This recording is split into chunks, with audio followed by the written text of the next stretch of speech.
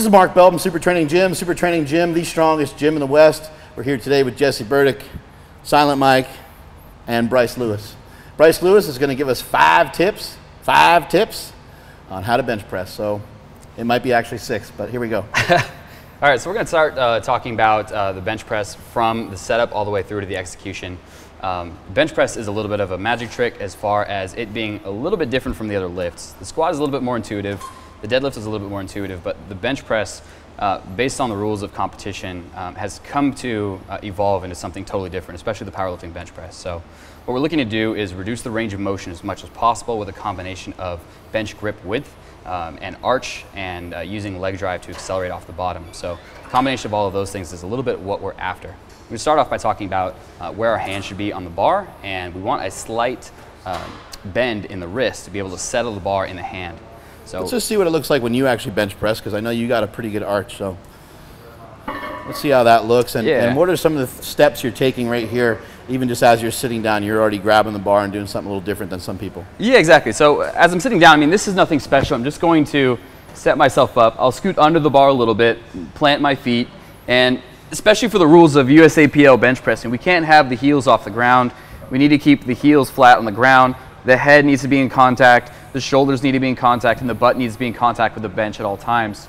So from here, I'll grab the bar, I'll take my grip width, which for me is my middle fingers on the rings. Your head's also not supposed to move in your federation, correct? That's exactly right. So feet can't move throughout the whole duration. Now, as I go to unrack the bar, I'll dig my shoulders in. We'll talk about this a little bit later. And I prefer a self-unrack. So as I unrack the bar, I like to settle the bar in the hand a little bit so there's a little bit of a bend. This keeps it kind of centered over my hands here. Instead of having my wrists totally straight here, allows you to sit the bar a little bit better and keep it more centered over yourself. So you're kind of doing a false grip while wrapping your thumb around it. Yeah, so we want to keep safe to make sure that the thumb is around. But it's really important that we get a little bit of bend in the wrist. And wrist wraps can kind of help you stabilize that position better. Can we use the word cocked back? We could. So your wrist is sort of cocked back so that you can get your elbow underneath your wrist a little bit better, maybe? Yeah, that's exactly right. And then why do you like the self lift off? You don't want anybody else botching your lift off for you? Yeah, well, this is the first time I've unracked myself in competition just this past weekend, and I found that I was able to 446 bench press. I found I was able to isolate some of the variables. You know, some people give you a bad handoff. You have to wait for them to get out of the way before you get a self unrack. Now, I wouldn't suggest everyone does this, but if you train on a competition bench press that's adjustable and you unrack for yourself in competition, it makes sense to do the same thing, or unrack for yourself in training. It makes sense to do it in competition because you're just eliminating variables and you're doing the same repeatable thing over and over again. So that was one of the reasons why when we were training earlier, I didn't really need one because this is a great height for me and just felt the same as in training. Let's have Jesse hop in here on a bench and see what he looks like. And then we'll have Silent Mike go as well. So some of the things you're talking about is, you know, you talked about bringing the wrist back a little bit, and you talked about kind of digging the shoulders in. Yeah, so we'll first start off with externally rotating the shoulders, and Jesse does this just as a matter of keeping his shoulders tight to make sure he's not bench pressing over the shoulders. So you can go ahead and unrack the bar. So as soon as he gets the bar into position, you can see the elbows turn in, and he's winding up the lat here and really tightening up the shoulder. This does a few things. It makes sure that we get the triceps involved, we get the pecs involved here, and we're really protecting the shoulder. Look at that pecs. Yeah, so you can see the difference there. He does a good job of getting his tricep into his armpit there. Yeah. Will you unwind real quick with your shoulders? And now retuck. So you can see the difference in the elevation of the chest comes up. We get, yep, nice. Torque, torque, torque. Torque, exactly. You got a little bit of a chub there, too. That's supposed to happen. Step 3? That was there, Silent Mike. Oh, step 3 is the chub. The chub? That's right. All right.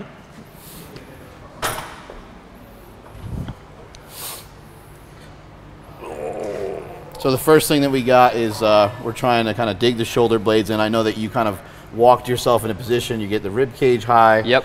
Something I talk about quite often is having the knee lower than the hip, which you already kind of touched upon by kind of jamming your feet down flat, and the way that you set up kind of stuck you there anyway. Yeah, that's exactly right. So as we move down the body as far as talking about it, we've got shoulders already externally rotated by the time he unracks the bar. Right. Nice. Then what do you think about, you know, some people talk about really trying to tuck the elbows in hard, or some people even like to go elbows out a little bit more. What are your some of your thoughts on that. Generally, I don't like to see a flare off the chest. I've never seen it to be super beneficial for raw powerlifters, I think. Keeping a semi-tuck somewhere in between 30 to 45 degrees ends up being a pretty good angle there. But in training and in competition, I see the flare as an inefficiency, not as a trick to get the weight moving up faster. Right.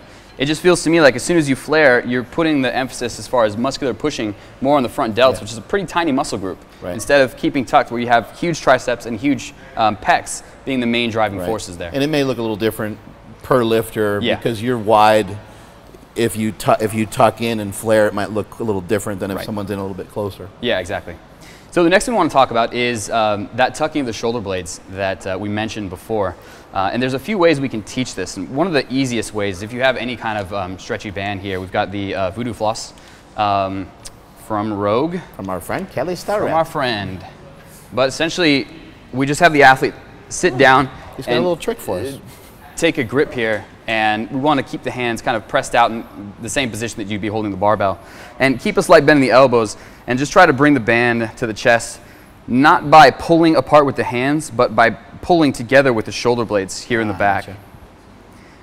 So what we'll have an athlete do is do this sitting right here on the bench press, and then immediately go down. Try that silent, Mike. Let's see how bad you are at it.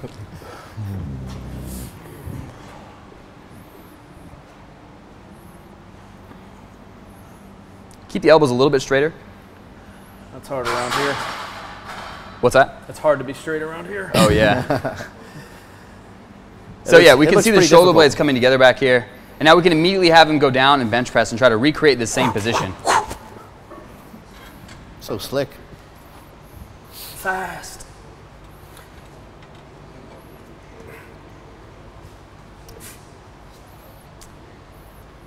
Got any cues as you're pressing off the chest? Yeah. Is there something in particular you're trying to do? This was something that I figured out a little bit more over 2014. Just some things as far as bench press goes kind of start to click. But if you can imagine what punchers do when they try to translate force from the floor up in and through a punch, kind of channeling force through the lower body in a kinetic chain up and through a hand to finish a punch. It's something similar to what we're doing here in the bench press. We're channeling force through the feet, through the butt, through the shoulders, and then finally into the bar as we kind of accelerate that bar off the chest. Right. And it's a delicate balance in between just enough force that you're not dipping the bar down because that's illegal in competition, but enough force that it's going to help you press maximal loads. It's a little bit more of a technique that you kind of have to feel out instead of something that you can teach directly. But practice will always make that better. So benching 2 to 3 times a week, not necessarily heavy all of those times, but just getting practice with a movement, I feel is more important on the bench press than any other movement because we don't have correlates for it in the real world. We're not doing pressing off of our chest and things, but we bend down, we pick things up in squatting technique, or take a poop. We take poops all the time. We pull things up off the ground, so we have correlates for the deadlift, but not really for the bench press. So technique becomes that more important here, and it's the lift that I think people have to learn to love. It doesn't come as naturally as the squat or the deadlift.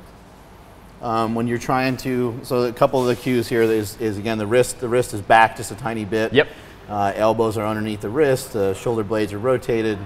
We're trying to have the chest up. We're getting a little bit of an arch. Do you do a lower back arch, or you're more just trying to keep the upper back arched and tight? So we can talk about that now. As we go in for the setup, I think this is cue number 3. We're talking about the arch. So if you go down and kind of plant your shoulders here, the way that I prefer to have athletes set up for the arch is to set their shoulders. Yeah, we can get this out of the way. Yep. Good. Set the feet now. Grab the bar. And now that your shoulders are set, you can inch your butt closer and closer to your shoulders, just kind of by driving your heels to the floor and inching his butt backwards. And we can see that we've got some space here. I can reach through and kind of grab my hand. This is so right. Fisting.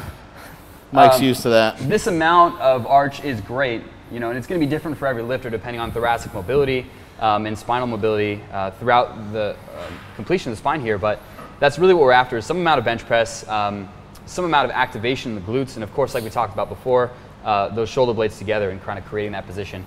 What we've done here, why are we arching in the first place, is that we're raising the chest up here, and we're also getting the pecs over the center of the press here. So go ahead and unrack. So shortening the range of motion and stability. Yeah, exactly.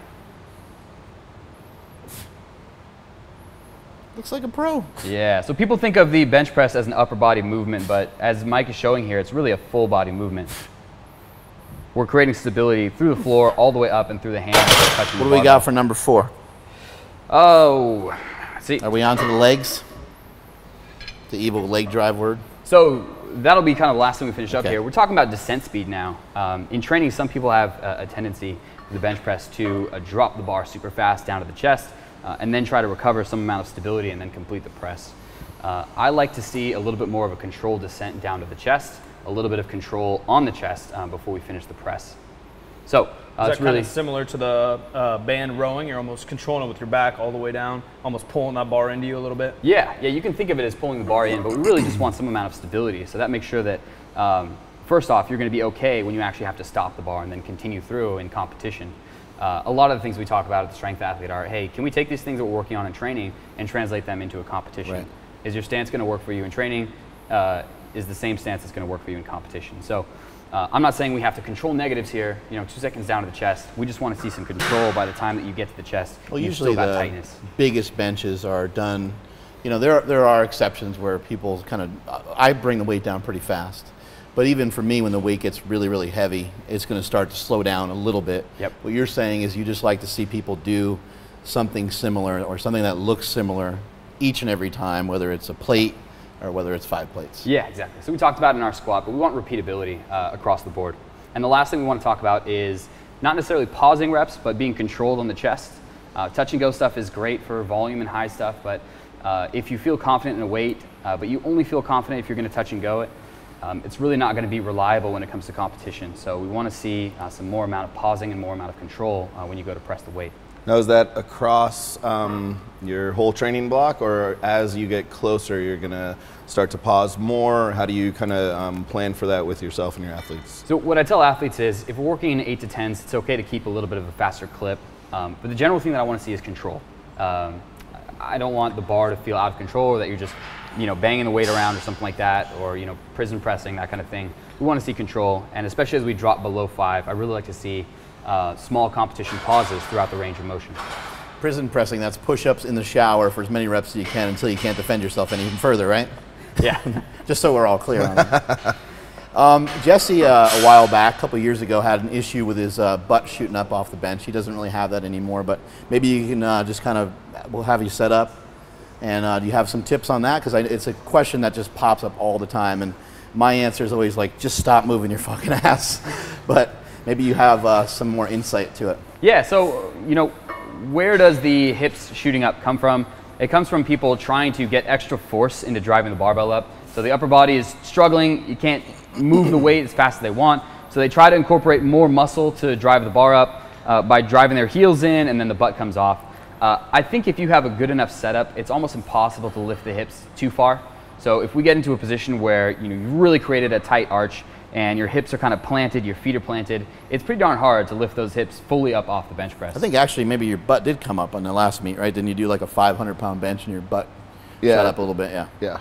I think sometimes what's happening too is the person has the weight in their hands, and there's not much down here. Yeah. There's a little instability down there. And for Jesse, he's actually pretty mobile. Yeah. Through the hips, so he's still able to kind of move them around a little bit, And we've got a few things just as far as how people are generally built. So people with longer lower bodies aren't able to get these knees down below the height of the torso. Right. And that really helps to kind of plant the hips down so that they can't come up.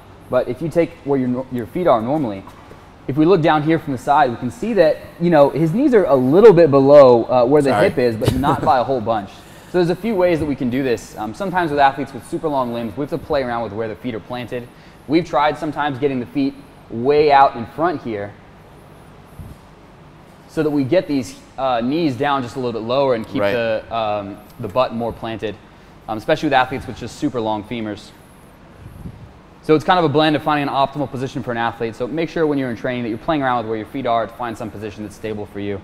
And just kind of as a note, changes in technique normally take a few weeks to normalize. So if it feels weird off the bat, it's not necessarily a sign that it's wrong. It's just a sign that you might need to spend more time with it. So when I brought my grip without another 2 fingers, it took another 4 weeks or so before it really felt good again. And then I guess the last thing would be just, we always hear people just talking about leg drive. do you like to keep your legs flexed the entire time? Do you flex them as you press? What's your kind of take on it? So for me, and I know there's a lot of individuality in this and a lot of different opinions, but for me, I like to keep some amount of control and some amount of tension in the glutes throughout the descent. And then as I go to press, it's again that thing of kind of driving up through as you go. And that happens over, less than a second, kind of driving through the heels, through the butt, and then up and through the press. And I can get up here and demo if we want. Yeah. Yeah, you mentioned the glutes. Show everybody the glutes. Let's not be shy. So you're keeping maybe 30, 40% tension on, and then really hitting the gas as you start to press. I think we're at 37. 37.6. Exactly. Did you write that down? So I can feel some tension in my glutes right now. We can see it. We control the bar down. Oh, actually, we can create tension in the glutes by getting these knees and pushing them out, and we can see that happen. That might be something we might do in a squat.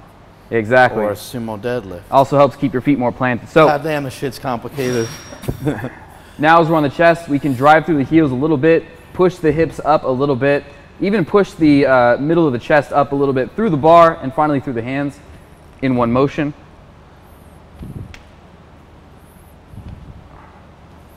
As we go to press the weight.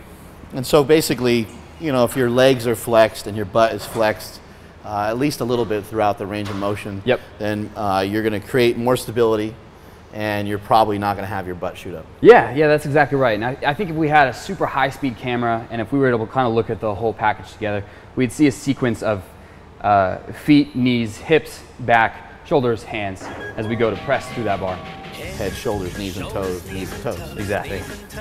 All right, I think that's pretty much it, unless you have anything else to add. No, there we have it. Kind of just a brief recap as far as the bench press itself, kind of evolving to suit the constraints of the rules, with you needing to keep your head, shoulders, and butt on the bench, but not necessarily your low back. So people cheated and allowed for more arch to shorten that range of motion. That's cheating.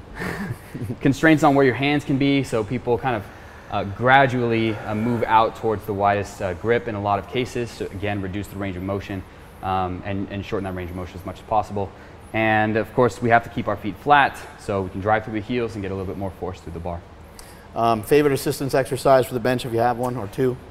Unfortunately, it's bench pressing. It's the lift where I feel repetition in the competition movement more than squat or deadlift ends up impacting athletes the most.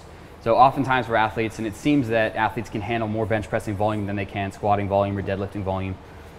We can have athletes pressing 3 and 4 times a week and recovering just fine from that, and getting the benefit from a lot of technique work as well. And you benched, well over double body weight in the last meet. You weighed in at 206. Is that the weight class? I weighed in at 215. Okay. You So weighed in at still 215. double body weight. Yeah, still over double body weight bench press. Yep. But I would like to mention the fact that you said you had a bodybuilding background. And to me, bodybuilding background would mean that you're doing like hammer strength machines and probably dumbbell presses. And so you do have kind of a history of some of those movements that probably have assisted towards a pretty big bench press. What do you say? Yeah, that's absolutely right. So I've done bench pressing in the past, dumbbell bench pressing, things like that. It's a further question if it's the dumbbell bench pressing that did it, or is it just more chest volume that did it? Is there any specific movement that's really? I just like to point stuff like that out, just because there's some newer people that may not have much of a foundation at all. Might be somebody new watching this right now that weighs 160 and they really just don't have much muscle mass going on, and they can bench press often, and they can put a lot of effort into it, and they can get a lot of volume from it, but they're not going to be able to match the volume that any of us can do, because they simply don't have the strength level. So they might have to find a little bit of bodybuilding might do them some good. So if we're talking about new lifters, I like to see loaded push-ups. There you go. And I've had athletes use slingshot push-ups and kind of have a partner weight it by putting some plates on their back, so we can get some pressing motion there that's separate from barbell movements. Cool. Especially since the transitions between 30, 35, 25 pound dumbbells is a pretty big jump when we're talking about beginner athletes. Right. And plus, if we're doing kind of push-up work, we get kind of the general idea of tucking. We can work on external rotation. Great basic movement to work on. Yeah, exactly. Yeah, so we use that as an assistance movement for a lot of super beginner athletes. Last, what did you think of the slingshot today? Slingshot was fun. I thought that it was going to feel totally normal off the chest, and then start to get easier as I went down. But I noticed that it even felt a little bit lighter off the beginning. and definitely eased up. So it felt pretty good. Yeah, a little bit like a bench shirt. When you unrack the weight with a bench shirt, you know, people are like, oh, you're holding all that weight by yourself. But having the bench shirt on really allows you to handle that extra weight and be a little bit more confident with it. Yeah. So it seems like it added anywhere from 20 to 50 pounds on what I was able to handle without the slingshot. So it may be a good idea as an overload tool or a tool for equipped lifters to use that's easier to set up as well. Right. And like we talked about, assistance for the push-up as well. Right. Yep. Awesome. That's how to bench press with Bryce Lewis at Super Training Gym. Thank you very much. Later.